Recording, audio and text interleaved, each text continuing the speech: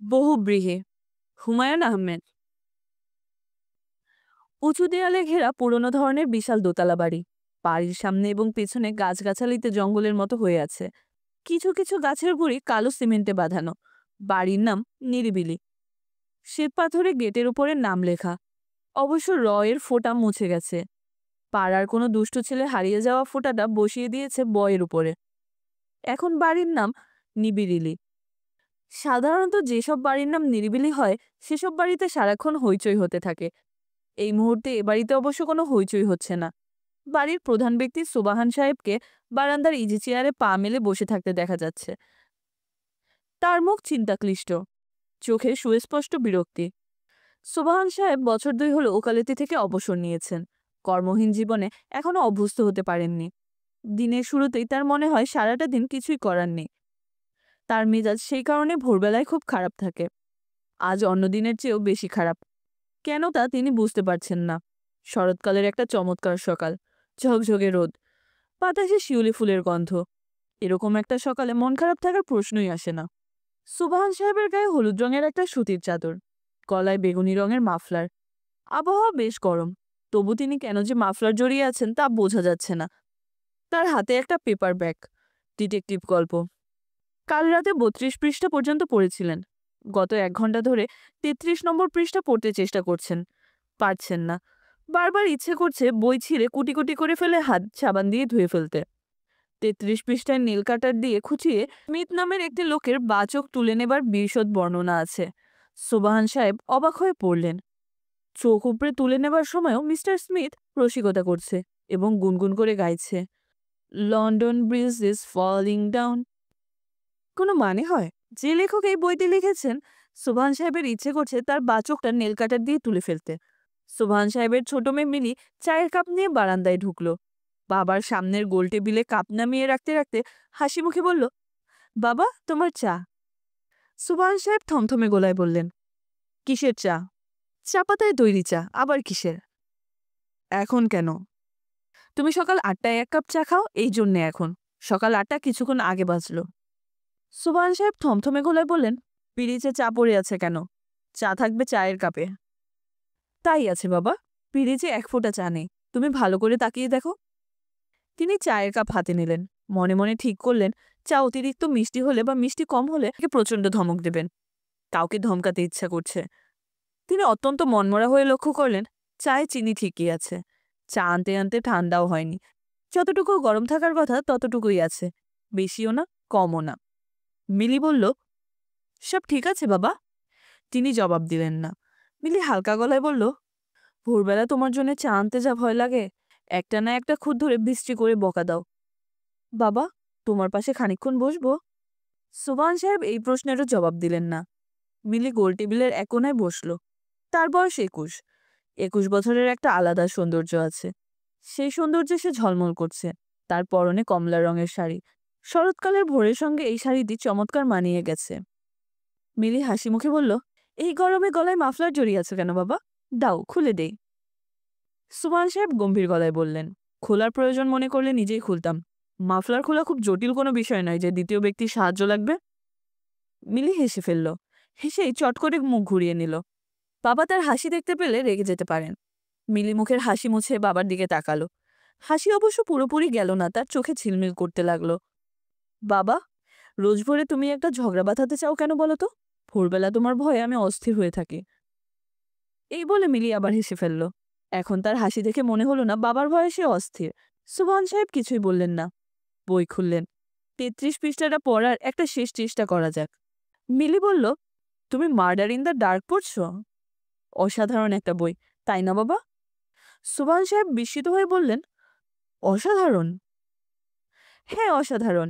Smith নামের একটা লোকের বাচক নীল কাটার দিয়ে খুঁচিয়ে তুলে ফেলা হয়। এটা অসাধারণ। লোকটার সাহস তুমি দেখবে না। লোকটা তখন গান গাইতে থাকে, London bridge is falling down, falling down. তারপর কি হয় জানো? এই অবস্থায় সে কোক করে একটা লাথি বসায় মার্ডারারটার পেটে। মার্ডারার এক মুহূর্তের জন্য অন্যমনস্ক হতে এসে উপরে তোলা চোখটা ছিনিয়ে 3 তলার জানালা দিয়ে নিচে লাফ দেয়। তার চোখ দিয়ে গলগল করে রক্ত পড়ছে। তীব্র ব্যথায় সে দিশাহারা। তবু সে ছুটে যায় একটা হাসপাতালে। ডাক্তারকে হাসি মুখে বলে, ডাক্তার সাহেব, আপনি কি এই চোখটা জায়গা মতো বসিয়ে দিতে পারেন? যদি পারেন তাহলে আপনাকে আমি লন্ডন শহরের সবচেয়ে বড় গোলাপটি উপহার দেব। সৌভাগ্যক্রমে সেই হাসপাতালে তখন ছিলেন ইউরোপের সবচেয়ে বড় আই সার্জন ডক্টর এসিল নায়ার। তিনি সোবান সাহেব থমথমে গলায় বললেন, সে লোকটার চোখ লাগিয়ে দিল? হ্যাঁ, অপটিক নার্ভগুলি জোড়া লাগিয়ে দিল। এই কুৎসিত বইটাকে তুই বলছিস অসাধারণ? বিশ্ববিদ্যালয়ের একজন ছাত্রী যে ইকোনমিক্সে অনার্স পড়ছে, সেই বইকে বলছে অসাধারণ? ইকোনমিক্সে অনার্স পড়লে থ্রিলার পড়া যাবে না? সোবান সাহেব গম্ভীর গলায় বললেন, বইটা আমার সামনে ছিঁড়ে কুটি কুটি কর। কি বললে বাবা? বইটা কুটি কুটি করে ছিঁড়ে ফেল, আমি দেখি। মিলি আটকে উঠে বলল, এই বই আমার না বাবা, আমার এক বান্ধবীর বই। আমি 1 সপ্তাহের জন্য ধার এনেছি। বই জারি হোক, নষ্ট করা দরকার, সমাজের মঙ্গলের জন্যই দরকার। আমি এই বিষয়ে দ্বিতীয় কোনো কথা শুনতে চাই না। আমি দেখতে চাই যে বইটা কুটি কুটি করে ফেলা হয়েছে। আমার বই তো না বাবা, আমার বই হলে একটা কথা ছিল। বললাম তো, এই বিষয়ে আমি আর কোনো আর্গুমেন্ট শুনতে চাই না। ডিস্ট্রয়। মিলি বেশ কিছুক্ষণ হতভম্ব ভঙ্গিতে বাবার দিকে তাকিয়ে রইল। কেঁদে ফেলার চেষ্টা করল, কাঁদতে পারল না। কেঁদে ফেলতে পারলে বইটা রক্ষা করা যেত। সুবহান সাহেব বললেন, কি ব্যাপার, বসে আছিস যে? কি বলেছে কানে যাচ্ছে না? মিলি উঠে দাঁড়ালো, বাবার কোল থেকে বই নিয়ে ছিঁড়ে কুচি কুচি করে ফেলল। এই সময় তার চোখে পানি এসে গেল। মিলি জানে চোখের পানি দেখা মাত্র তার বাবার মেজাজ ঠান্ডা হয়ে যায়। এই ঠান্ডা হলেই বা লাভ কি? সর্বনাশ যা হবার তা তো হয়েই গেছে। ছেঁড়া বই তো আর জোড়া লাগবে না। মৌসুমীকে সে কি জবাব দেবে তাই ভেবে মিলির চোখ আবার জ্বলে ভরে উঠেছে। সে ছেঁড়া বই চারদিকে ছড়িয়ে ছুটে ভেতরে চলে গেল। তার প্রায় সঙ্গে সঙ্গেই বারান্দায় ঢুকলো ফরিদ। ফরিদ মিলির মামা। 7 বছর বয়স থেকে এই বাড়িতেই আছে। 5 বছর আগে অঙ্কে অনার্স পাশ করেছে, এমএ করেনি, কারণ তার ধারণা তাকে পড়াবার মতো বিদ্যা বিশ্ববিদ্যালয়ের শিক্ষকদের নেই। এমএ পড়া মানে শুধু শুধু সময় নষ্ট। বর্তমানে তার দিন কাটছে ঘুমিয়ে। অল্প যে কিছু সময় সে জেগে থাকে সেই সময়টায় সে ছবি দেখে, অধিকাংশই আর্ট ফিল্ম। কোনো কোনো ছবি 6-7 বার করেও দেখা যায়। বাকি জীবনটা সে এইভাবেই কাটিয়ে দিতে চায় কিনা জিজ্ঞেস করলে অত্যন্ত উচ্চমার্গের একটা হাসি দেয়। সেই হাসি অতি মধুর, তবু কেন জানি সোবহান সাহেবের গা জ্বলে যায়। ইদানিং ফরিদকে দেখা মাত্র তার ব্রহ্মতালু গরম হয়ে ওঠে, ঘাম হয়। আজও হলো। তিনি তীব্র দৃষ্টিতে তাকিয়ে রইলেন। আগেকার আমলের মুনি ঋষিরা হয়তো এই দৃষ্টি দিয়ে দুষ্টুদের ভস্ম করে দিতেন। ফরিদ তার দুলাভাইয়ের দৃষ্টি সম্পূর্ণ উপেক্ষা করে আকাশের দিকে তাকিয়ে মুগ্ধ কণ্ঠে বলল, হোয়াট এ লাভলি ডে। ফরিদের খালিকা, কাঁধে একটা টাওয়েল, মুখ ভর্তি টুথপেস্টের ফেনা। কথা বলতে গিয়ে ফেনা তার গায়ে পড়ে গেল, এতে তার মুগ্ধ বিষয়ের হেরফের হলো না। সে আনন্দিত স্বরে বলল, দুলাভাই, শরৎকালের এই শোভায় কোনো তুলনা হয় না। অপূর্ব, অপূর্ব। আমার মনটা দ্রবীভূত হয়ে যাচ্ছে দুলাভাই। I am dissolving in the nature. Subhan সাহেব মেঘ গর্জন করলেন, ফরিদ, এসব কি হচ্ছে আমি কি জানতে পারি? নেচারকে অ্যাপ্রিসিয়েট করছি দুলাভাই। নেচারকে অ্যাপ্রিসিয়েট করার নিশ্চয়ই কোনো বাধা নেই। টুথপেস্টের ফেনায় সারা গা মাখামাখি হয়ে যাচ্ছে, সে খেয়াল আছে? তাতে কিছু যায় আসে না দুলাভাই। যায় আসে না? না। খালি গায়ে বারান্দায় দাঁড়িয়ে আছো, রাস্তায় লোকজন চলাচল করছে, তাতেও তোমার অসুবিধা হচ্ছে না? জি না, পোশাক হচ্ছে একটা বাহুল্য। পোশাক একটা বাহুল্য? জি। আমি যখন খালিগা থাকি তখন প্রকৃতির কাছাকাছি থাকি, কারণ প্রকৃতি যখন আমাদের পাঠান তখন খালি গায়েই পাঠায়। এই যে আপনি জাব্বা জুব্বা পরে বসে আছেন, এইসব খুলে পুরো দিগম্বর হয়ে যান, দেখবেন অন্যরকম ফিলিংস আসবে। স্তম্ভিত সোবহান সাহেব বললেন, তুমি আমাকে সব কাপড় খুলে ফেলতে বলছো? জি বলছি। সোবহান সাহেব লক্ষ্য করলেন তার ব্রহ্মতালুতে জ্বলনি শুরু হয়েছে, গা ঘামছে। এসব হার্ট অ্যাটাকের পূর্ব লক্ষণ কিনা কে জানে। তার মৃত্যু হার্ট অ্যাটাকে হবে এটা তিনি বুঝতে পারছেন, ফরিদের কারণেই হবে। কত অবলীলায় কথাগুলি বলে কেমন হাসি মুখে দাঁড়িয়ে আছে। ফরিদ বলল, আপনি চোখ মুখ এমন শক্ত করে বসে আছেন কেন দুলাভাই? আনন্দ করুন। আনন্দ করব? হ্যাঁ করবেন। জীবনের মূল জিনিসই হচ্ছে আনন্দ। এমন চমৎকার একটা সকাল। আচ্ছা দুলাভাই, রবি ঠাকুরের ওই গানটার কথাগুলি আপনার মনে আছে? আজি এ শারদ প্রভাতে, মনে আছে? প্রথম লাইনটা কি আজি এ শারদ প্রভাতে, নাকি হেরিনো শারদ প্রভাতে? সোবহান সাহেব বললেন, তুমি দয়া করে আমার সামনে আসবে না। ফরিদ বিস্মিত হয়ে বলল, কেন? আবার কথা বলে? যা বলছি আমার সামনে থেকে। বহিষ্কার, বহিষ্কার। কি যন্ত্রণা! আবার সাধু ভাষা ধরলেন কেন? বহিষ্কার আবার কি? বলুন বেরিয়ে যাও। মুখের ভাষাকে আমাদের সহজ করতে হবে। দুলাভাই, তৎসম শব্দ যত কম ব্যবহার করা যায় ততই ভালো। যাও বলছি আমার সামনে থেকে। যাও বলছি। যাচ্ছি, যাচ্ছি। বিনা কারণে আপনি এরকম রেগে যান কেন এই ব্যাপারটাই আমি বুঝি না। ফরিদ চিন্তিত মুখে ঘরের ভেতর ঢুকল। সোভান সাহেবের স্ত্রী তার কিছুক্ষণ পর বারান্দায় এসে বলল, তুমি কি মিলিকে কিছু বলেছ? ও কাঁদছে কেন? সোভান সাহেবের মনটা আরো খারাপ হয়ে গেল। 21 বছর বয়সী একটা মেয়ে যদি কথায় কথায় কেঁদে ফেলে, তাহলে বুঝতে হবে দেশের নারী সমাজের চরম দুর্দিন যাচ্ছে। কথা বলছো না কেন? কিছু বলেছো মিলিকে?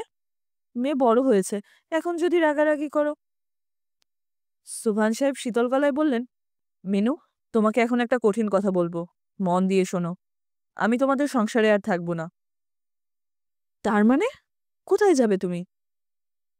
সেটা এখনো ঠিক করিনি, আজ দিনের মধ্যে ঠিক করব। মিনু দীর্ঘ নিঃশ্বাস ফেলেন। সোভান সাহেব বললেন, একটা অপ্রিয় ডিসিশন নিলাম, বাধ্য হয়েই নিলাম। বনে জঙ্গলে গিয়ে সাধু সন্ন্যাসী হবে? এই বিষয়ে তোমার সঙ্গে কোনো কথা বলতে চাই না।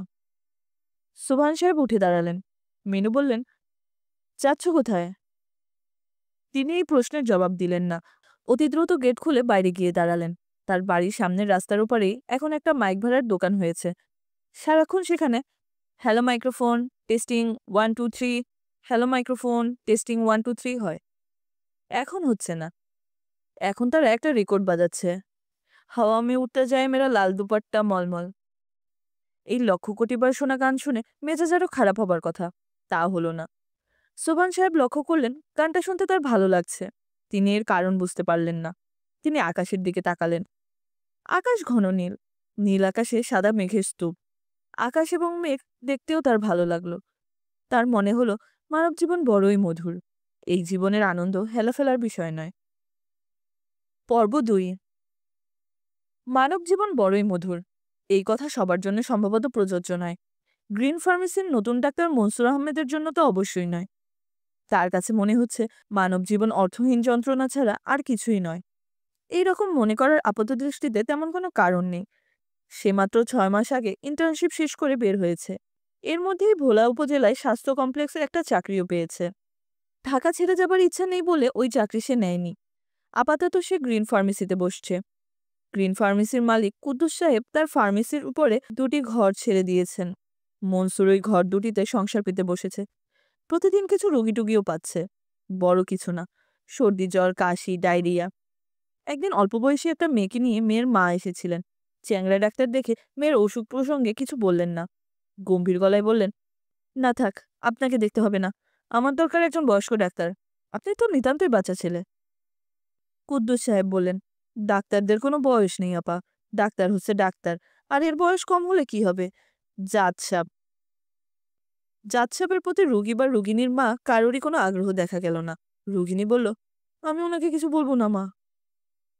এরকম 2-1টা কেস বাদ দিলে রোগী যে খুব খারাপ হচ্ছে তাও না। ভিজিটের টাকা চাইতে মনসুরের লজ্জা করে। ওই দায়িত্ব কুদ্দুস সাহেব খুব ভালোভাবেই পালন করছেন। 10 টাকা কি দিচ্ছেন ভাই? ওনার ভিজিট 20 টাকা। বয়স কম বলে অশ্রদ্ধা করবেন না। Gold medallist. মনসুর বিবৃত গলায় বলছে, কুদ্দুস ভাই, সবসময় গোল্ড মেডেলের কথা বলেন। কোনো মেডেল ফেডেল তো আমি পাইনি। কুদ্দুস সাহেব নির্বিকার ভঙ্গিতে বলছেন, পাওয়ার দরকার নেই। মানুষের মুখেই জয়, মানুষের মুখেই ক্ষয়। মুখে মুখে মেডেলের কথাটা রটে যাক। সুটকেস খুলে কেউ তো আর মেডেল দেখতে আসবে না। এইসব মিথ্যা বলে লাভ কি? নাম ফাটবে রে ভাই, নাম ফাটবে। তোমার নাম ফাটা মানে ফার্মেসির উন্নতি। ফার্মেসির উপর বেঁচে আছি, ফার্মেসির উন্নতি দেখতে হবে না? কুদ্দুস সাহেবের বয়স 50-এর কাছাকাছি। তিনি সকাল থেকে সন্ধ্যা পর্যন্ত ফার্মেসিতে বসে থাকেন। সারাক্ষণ কথা বলেন। মানুষটাকে মনসুরের বেশ ভালো লাগে। তার বকবকানি এবং উপদেশ শুনতেও মনসুরের খারাপ লাগে না। তোমার সবই ভালো বুঝলে ডাক্তার, তবে তোমার একটা বড় সমস্যা কি জানো? তোমার কোনো উচ্চাশা নাই। সেটা সমস্যা হবে কেন? এইটাই সবচেয়ে বড় সমস্যা। ধরনের মানুষের উচ্চাশা থাকে না, মহাপুরুষদের এবং বেকুবদের। তুমি এই দলের কোন দলে সেটা বুঝতে পারছি না। সম্ভবত দ্বিতীয় দলে। আমাকে নিয়ে ভাবার দরকার নেই। দরকার থাকবে না কেন? অবশ্যই আছে। এরকম ইয়াং একজন ছেলে, গোল্ড মেডালিস্ট, অথচ তার কোনো উচ্চাশা নেই। কি মুশকিল? গোল্ড মেডেলের কথা আবার বলছেন? ওই একই হলো। পেতেও তো পারতে। আমি যা বলছি তার সারমর্ম হচ্ছে সুযোগ খুঁজতে হবে। বিলেত আমেরিকা যেতে হবে, FRCS, MRCP হয়ে এসে রুগীদের গলা কেটে পয়সা করতে হবে। আলিশান দালান তুলতে হবে। আমার এত সব দরকার নেই। আমি সুখেই আছি। সুখে আছো? হ্যাঁ, সুখে। মনসুর আসলেই সুখে আছে। তার উপর সংসারের দায়-দায়িত্ব কিছু নেই। তার বাবা ময়মনসিংহ শহরে ওকালতি করেন। দেশের বাড়ির অবস্থা মন্দ নয়। ময়মনসিংহের এত বড় বাড়িতে মানুষ বলতে বাবা-মা এবং ছোট বোন নীলিমা। মনসুরকে টাকা রোজগার করে সংসার চালানোর দায়িত্ব নিতে হচ্ছে না। উল্টা প্রতি মাসে মনসুরের বাবা ১,০০০ করে টাকা পাঠিয়ে ছোট একটা চিঠি লেখেন। প্রতিটি চিঠির ভাষা এবং বক্তব্য এক। বাবা মনু, টাকা পাঠালাম। শরীরের যত্ন নেবে। তুমি ঢাকা শহরে কেন পড়ে আছো তা বুঝতে পারছি না। তোমার নিজের শহরে প্র্যাকটিস করতে অসুবিধা কি? একটা ভালো জায়গায় তোমার জন্য চেম্বার করে দেবার সামর্থ্য পরম করুণাময় আল্লাহ তাআলা আমাকে দিয়েছেন। পত্রপাঠ মন স্থির করে আমাকে জানাবে। ইতি তোমার আব্বা। পুনশ্চ এক। আরও টাকার দরকার হলে লিখবে। এই নিয়ে সংকোচ করবে না। টাকা পয়সা তোমাদের জন্যই। পুনশ্চ দুই। তোমার মার ইচ্ছা তোমার একটা বিবাহ দেন। ব্যাপারটা ভেবে দেখো। তোমার এখন 25 চলছে। আমি 24 বছর বয়সে তোমার মাকে বিবাহ করি। বিবাহের জন্য এটাই উপযুক্ত বয়স। পুনশ্চ তিন। তোমার নিজের কোনো পছন্দ থাকলে আমাদের কোনোই আপত্তি নেই। এটা তোমাকে বলে রাখলাম। বাবার চিঠির সঙ্গে মার চিঠি থাকে। সেই চিঠিতে নানান অবান্তর কথার সঙ্গে একটি মেয়ের কথা থাকে। পুরো চিঠি জুড়ে থাকে সেই মেয়ের রূপ এবং গুণের বর্ণনা এবং সেই রূপবতী এবং গুণবতীর কয়েকটি রঙিন ছবি। গত সপ্তাহের চিঠিতে যে মেয়ের কথা ছিল তার নাম রূপা। মনসুরের মা লিখেছেন, বাবা মনু, এই মেয়েটির দিকে একবার তাকাইলে চোখ ফিরাইতে ইচ্ছা করে না। বড়ই রূপবতী মেয়ে। আচার ব্যবহারেও চমৎকার। এইসবই হয়েছে বংশের গুণ। মেয়ের মাতুল বংশ খুবই উচ্চ। নান্দেল রোডের সর্দার পরিবার। এক ডাকে সবাই চিনে। মেয়ে মমিনুন্নেসা কলেজে বিএ ফার্স্ট ইয়ারে পড়ে। মেট্রিক ফার্স্ট ডিভিশন এবং জেনারেল অঙ্কের লেটার পেয়েছিল। অসুখ নিয়ে ইন্টারমিডিয়েট পরীক্ষা দেওয়ার ফল বেশি ভালো হয় নাই। মেয়ে খুব ভালো গান গায়। কলেজের সব ফাংশনে নজরুল গীতি গায় এবং খুব প্রশংসা পায়। মেয়ের 3টি ছবি পাঠালাম। তোমার পছন্দ হলে আরও কথাবার্তা বলবো। চিঠির সঙ্গে খুব সেজেগুজে তোলা 3টা ছবি। একটা ছবিতে সে টেলিফোন তুলে কার সঙ্গে কথা বলছে। একটাই অবাক বিস্ময়ে পৃথিবীর দিকে হঠাৎ ক্যামেরার লেন্সের দিকে তাকিয়ে আছে। অন্য ছবিটা ফুলের বাগানে তোলা। আউট অফ ফোকাস হয় মেয়েটাকে পরিষ্কার দেখা যাচ্ছে না। ফুলগুলি বড় সুন্দর এসেছে। এইসব চিঠি এবং চিঠির সঙ্গে ছবি পেতে মনসুরের মন্দ লাগে না। ভালোই লাগে। কোনো এক লজ্জাবনত তরুণীর সঙ্গে তার বিয়ে হচ্ছে এই কল্পনাও তার কাছে মধুর বলে মনে হয়। গ্রিন ফার্মেসির জীবন এবং তার সঙ্গে মধুর কিছু কল্পনায় তার সময় ভালোই কাটছিল। একটা মেয়ে হঠাৎ করে এসে সব এলোমেলো করে দিল। ওই মেয়েটার কারণে কদিন ধরেই মনসুরের মনে হচ্ছে মানব জীবন একটা যন্ত্রণা বিশেষ। তার রাত্রে ভালো ঘুম হচ্ছে না। হজমের অসুবিধা হচ্ছে। ঘটনাটা এরকম। গত বুধবারে খুব মেঘলা ছিল। দুপুরে টিপ টিপ করে বৃষ্টি শুরু হলো। কুদ্দুস সাহেব ভাত খেতে গেছেন। দোকানের এক কর্মচারী মজনু বলল, স্যার আপনি একটু বসেন, আমি লন্ড্রি থেকে কাপড় নিয়ে আসি। মনসুর বলল, যাও আমি আছি। মজনু চলে যাওয়ার প্রায় সঙ্গে সঙ্গে একটি মেয়ে এসে ঢুকলো। পরনে সাধারণ নীল রঙের একটা শাড়ি, মাথার চুল খোপা করা। খোপা ভালো করে করা হয়নি, চুল এলোমেলো হয়ে আছে। মেয়েটির দিকে তাকিয়েই মনসুরের কেমন যেন লাগতে লাগলো। এমন সুন্দর মানুষ এই পৃথিবীতে আছে? ছেলেবেলাকার রূপকথার বইয়ে যেসব বন্দিনী রাজকন্যার ছবি থাকে, এই মেয়ে তার চেয়েও লক্ষগুণ সুন্দর। কেমন মায়া মায়া চোখ, সমস্ত চেহারায় কি অদ্ভুত একটা স্নিগ্ধ ভাব। মেয়েটা এত সুন্দর যে তার দিকে তাকাতে পর্যন্ত মনসুরের কষ্ট হচ্ছে। মেয়েটা নরম সুরে বলল, আপনাদের কাছে স্যাভলন বা ডেটল জাতীয় কিছু আছে? মনসুর কাঁপা কাঁপায় বলল, জি আছে। মাঝারি সাইজের একটা ফাইল দিন। এক্ষুনি দিচ্ছি, আপনি বসুন, ওই চেয়ারটায় বসুন। মেয়েটি বিস্মিত গলায় বলল, বসতে হবে কেন? জিনিসটা দিন চলে যাই, দাম কত? মনসুর কাঁপা কাঁপা গলায় বলল, দাম লাগবে না। মেয়েটি আরো অবাক হয়ে বলল, দাম লাগবে না কেন? না মানে কোম্পানি থেকে আমরা অনেক স্যাম্পল ফাইল পাই তো, এটা হচ্ছে একটা স্যাম্পল ফাইল। মেয়েটি বিরক্ত গলায় বলল, স্যাম্পল ফাইল আমাকে দেবার দরকার নেই, অন্য কাউকে দেবেন। দাম কত বলুন। দাম তো আমি জানি না। দাম জানেন না মানে? আমাদের কর্মচারী লন্ড্রিতে গেছেন, ও সব জানে, এক্ষুনি এসে পড়বে। আপনি তাহলে কে? আমি ডাক্তার, মানে এই ফার্মেসিতে বসি, সকাল বিকাল দুবেলাই থাকি। আপনি ওই চেয়ারটায় বসুন। বসতে পারবো না, আমার তাড়া আছে। আমার মা বটিতে হাত কেটে ফেলেছেন, হাতে ডেটল দিতে হবে।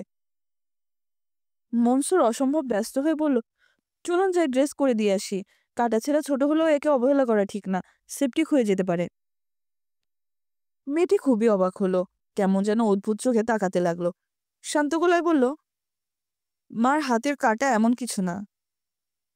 মজনু এই সময় ফিরে এলো। মেয়েটা টাকা দিয়ে স্যাভলনের শিশি হাতে নিয়ে চলে গেল। মনসুরের সারাটা দিন আর কোনো কাজে মন বসল না। আশ্চর্যের ব্যাপার, সেই রাতে সে ঘুমোতেও পারল না। একটা মেয়েকে একবার দেখে কারো এমন হয়? তৃতীয় দিনে মেয়েটির সঙ্গে আবার দেখা। বই খাতা নিয়ে কোথায় যেন যাচ্ছিল।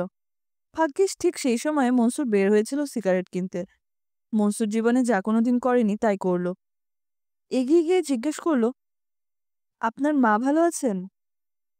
মেয়েটি বিস্মিত হয়ে বলল, আমাকে বলছেন?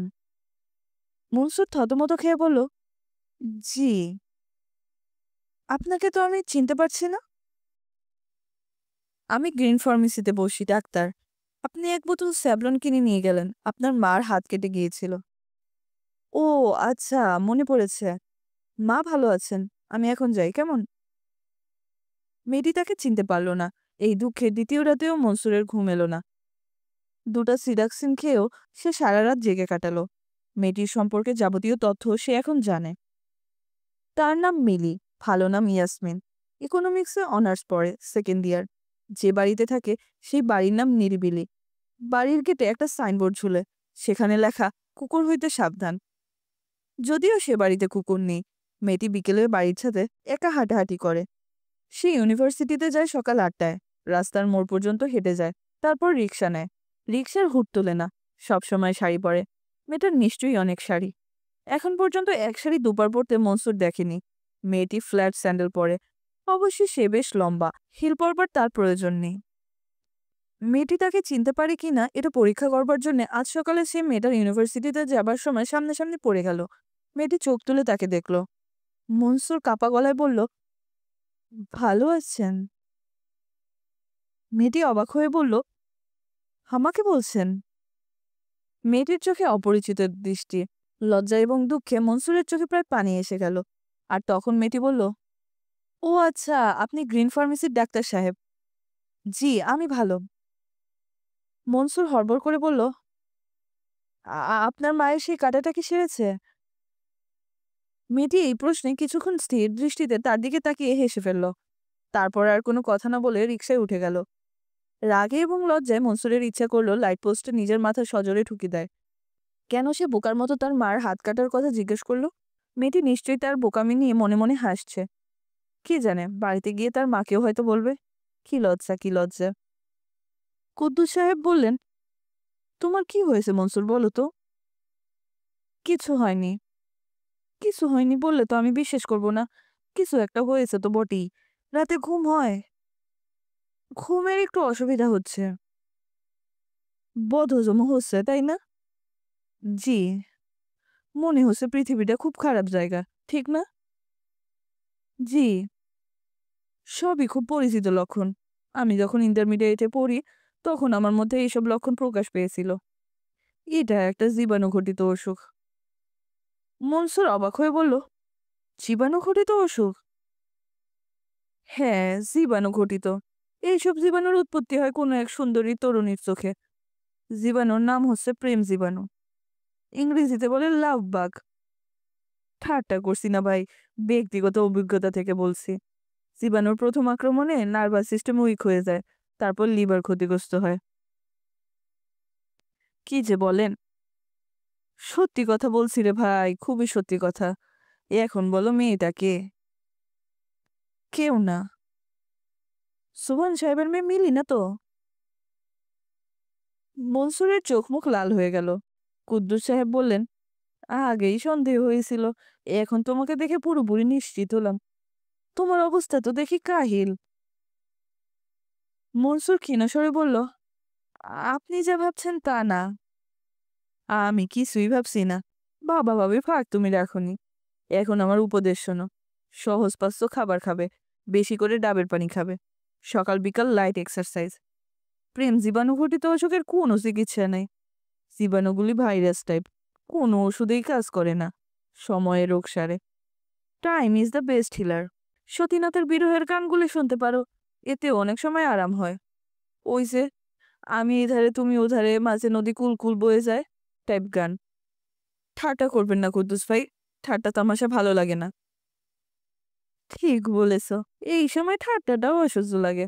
কেউ ঠাট্টা করলে ইচ্ছে করে টান দিয়ে জিভ ছিঁড়ে ফেলি। রোগের কঠিন সংক্রমণের সময় এটা হয়। অল্পতেই নার্ভ ইরিটেটেড হয়। মনসুর ক্ষীণস্বরে বলল, আমাকে কি করতে বলেন? কিছুই করতে বলি না। মিলি অল্প বয়সী মেয়ে হলে চিঠিতে লিখে বলতাম। এরা সেই স্টেজ পার হয়ে এসেছে। চিঠি লিখলে সবাইকে সেই চিঠি পড়ে শোনাবে এবং হাসাহাসি করবে। তুমি যদি একবারই কথা বলতে চাও, তোমাকে ভাববে ভ্যাবলা। এক মনে আল্লাহকে ডাকা ছাড়া তো আমি আর কোনো পথ দেখি না, যাকে বলে আধ্যাত্মিক চেষ্টা।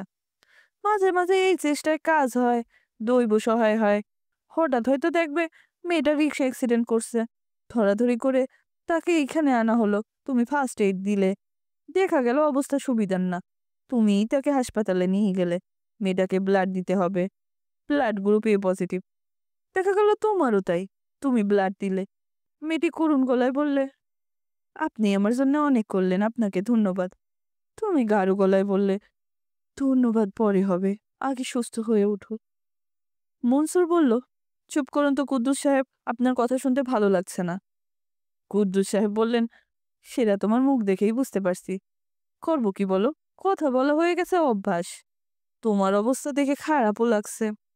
আল্লাহর উপরে ভরসা রাখো, তাতে যদি কিছু হয়। কিছু হলো না। প্রেমের ক্ষেত্রে দৈব কখনোই সহায় হয় না, গল্পে সিনেমায় হয়।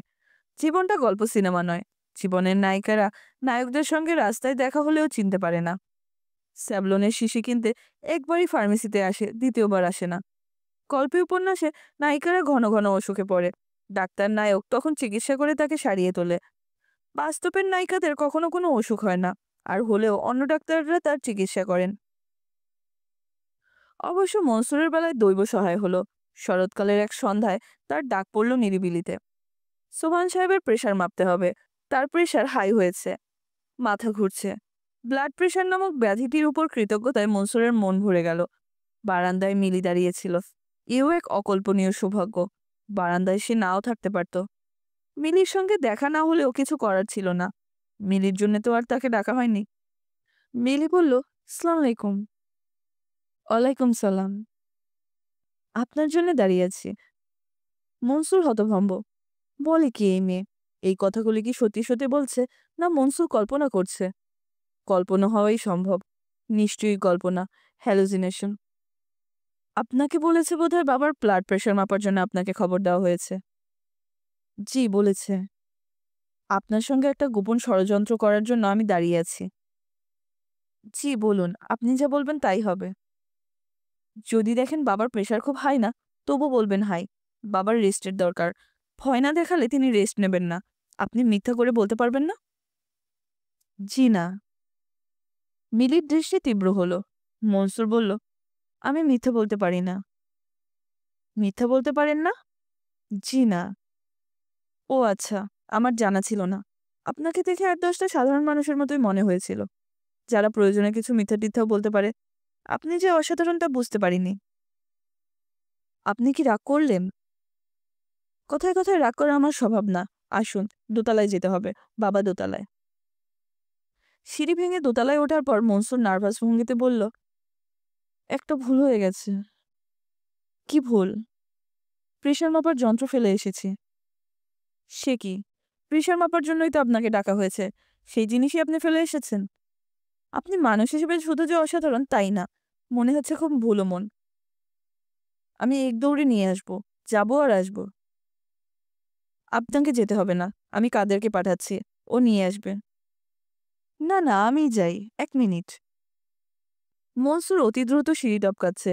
সেই দ্রুত সিঁড়ি ভাঙা দেখে মিলির মনে হলো একটা অ্যাক্সিডেন্ট হতে যাচ্ছে, হবেই হবে, না হয়েই যায় না। আর তখনই হুড়মুড় শব্দ হলো। ডাক্তার সাহেব মাঝ সিঁড়ি থেকে বলের মতো গড়িয়ে নিচে নামতে লাগলেন। শব্দ শুনে সোবাহান সাহেব এবং মিনু বেরিয়ে এলেন। ফরিদ বেরিয়ে এলো। বাসার কাজের ছেলে কাদের ছুটে এলো। সোবাহান সাহেব বললেন, এ কে? মিলি বলল, ডাক্তার সাহেব, তোমার প্রেশার মাপতে এসেছেন। প্রেশার মাপতে এসে মাটিতে শুয়ে থাকার কারণ কি? পা পিছলে পড়ে গেছেন বাবা। পা পিছলে পড়েছে, টেনে তুলবি না? হা করে দাঁড়িয়ে আছিস কেন? মিলিকে টেনে তুলতে হলো না, মনসুর নিজেই উঠল। শার্টের ধুলো ছাড়তে ছাড়তে বলল, একদম ব্যথা পাইনি, সত্যি বলছি। তার চারপাশের লোকজন মুখ চাওয়াচাওয়ি করতে লাগলো। সুবহান সাহেব কি একটা বলতে গিয়েও বললেন না। মনসুর বলল, এক গ্লাস ঠান্ডা পানি খাবো। সুবহান সাহেব বললেন, অবশ্যই খাবে। মিলি, একে নিয়ে ফ্যানের নিচে বসা। কাদের এগিয়ে এসে বলল, আমারে ধরে ধরে হাঁটেন ডাক্তার সাহেব, চিন্তার কিছু নাই, উপরে আল্লাহ নিচে মাটি। নিচে মাটি এমন কোনো লক্ষণ মনসুর পাচ্ছে না।